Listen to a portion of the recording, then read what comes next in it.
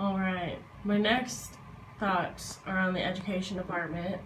I really thought the education department was where inmates went to get books and do like group lessons on anger management and stuff like that. And I also assumed that education techs didn't really get to teach inmates, nor did they get to really help them do what they wanted to do.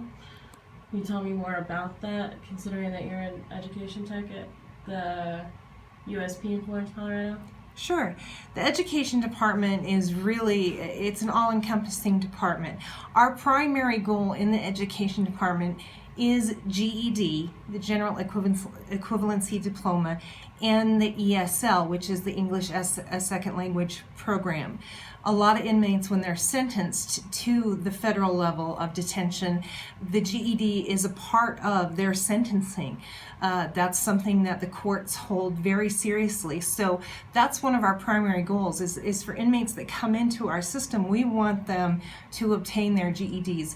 It's also shown that inmates that do obtain their GEDs are 37% less likely to reoffend once they go back into society. So it's very important to us that we help them obtain that GED.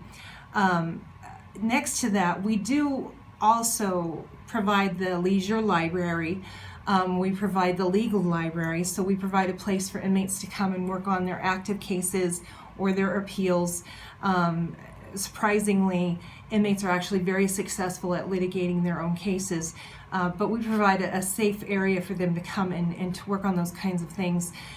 Education technicians are not traditionally the educators within the federal prison system, but we are in a position where so much of what you do, you can empower yourself. And while education specialists and teachers within our system are traditionally the teachers, I was very fortunate to have a wonderful supervisor that saw that I had a desire to get involved and allows me to do a lot of reentry programming, because that's one of our areas that we focus on as well, and that's how I got involved with the 7 Habits.